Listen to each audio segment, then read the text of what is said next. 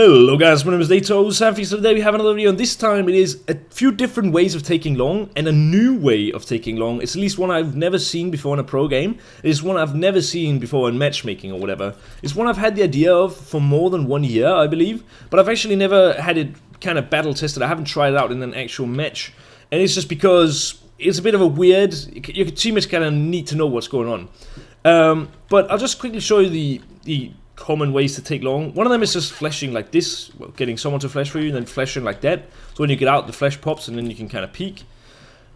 The other way is also very common. It's just smoking the long corner like this,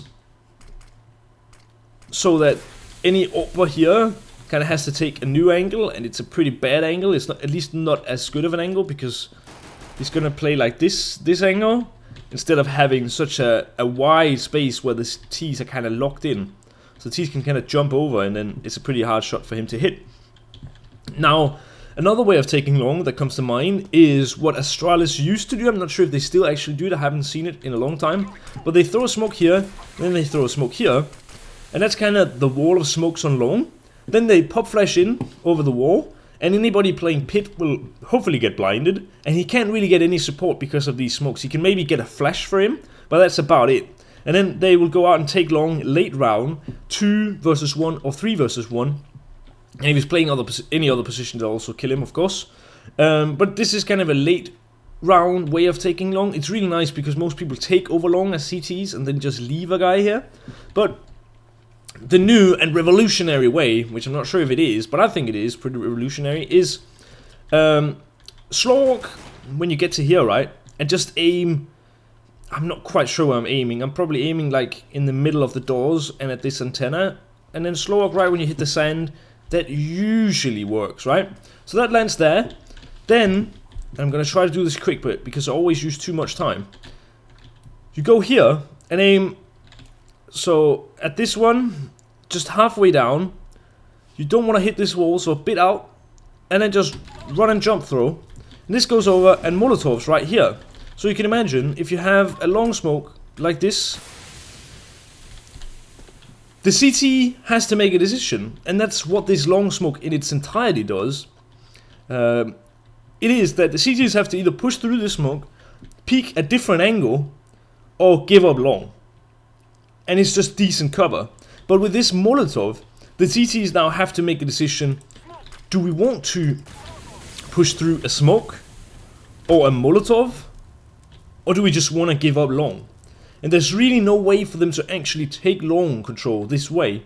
As the smoke, it's not a good idea to run through this. You're hopefully going to get picked off if you're a good team playing against the CTs. The Molotov is not really a good decision either, because you're going to take a lot of damage. And also, on this box, it's really easy to flash for your mates. Just throw something like that, and that's a pretty good flash actually, that goes really far, and it just pops like this. So the teammates coming out here, they're not going to be blinded, but anybody playing long here will just get fucking demolished by this flash.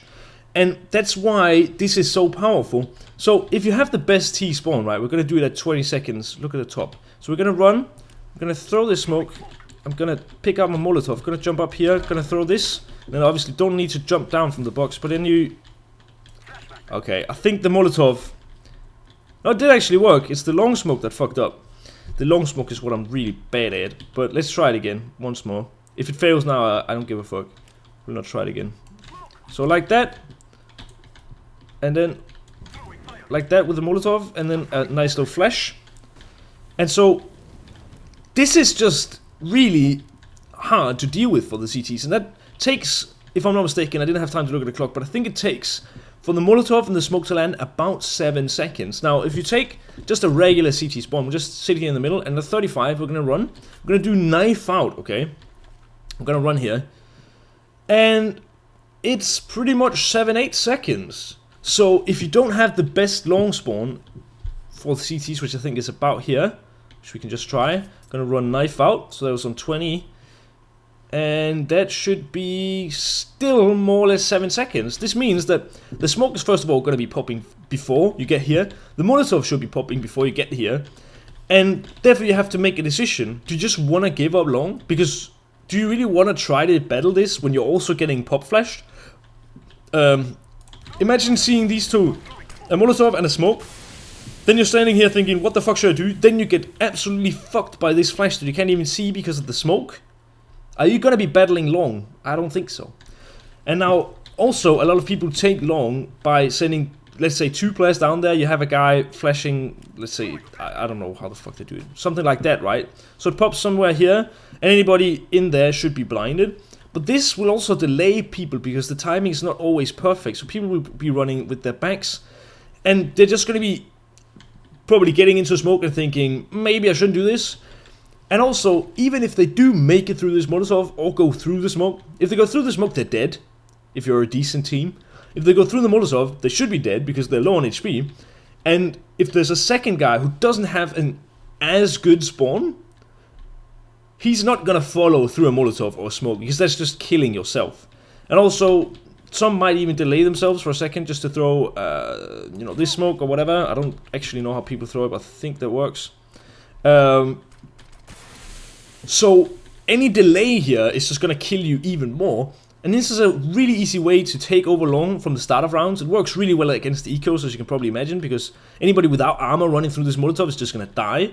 And if you can then get an AWP down into pit, which a lot of teams actually like to do, and just leave him here, just scout the angles, look for a pick. If you can't find anything, well, you still have long control because he's staying here.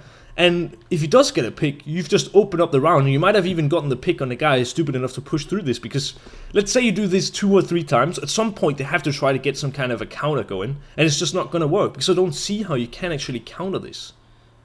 Now, I think this is very, very interesting. The only problem is that you need the guy with the best long spawn to throw the smoke and the Molotov and the flash, and then the T's come in. So the T's are going to be a bit later than they would if they just had used that long spawn. But I still think this is really, really nice, and I know I spent a long time explaining this, but I think there's so much to talk about, and CS is just such a fucking beautiful game. I'm gonna show it once more. So like this, wait, I didn't even jump, I think, and I forgot to jump, so that's why this this Molotov failed, I believe. I don't actually know what the fuck went on. Why did that? I don't know. But anyway, it does work, as you've probably seen a few times. It's not really that hard as soon as you get the gist of it. And yeah, all that's left to say is I hope you have enjoyed this video, guys. Please like, add a comment, and subscribe if you haven't. My name is NaToSaphiX, and I'll see you in the next video, baby. Kiss, kiss.